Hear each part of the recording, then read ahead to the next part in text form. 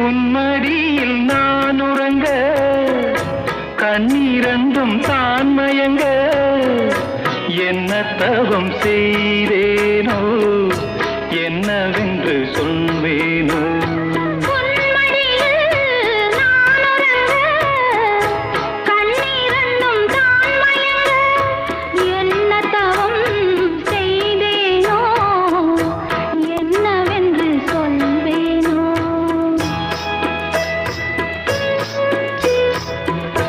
ஏழ் பிறப்பும் இணைந்திருக்கும்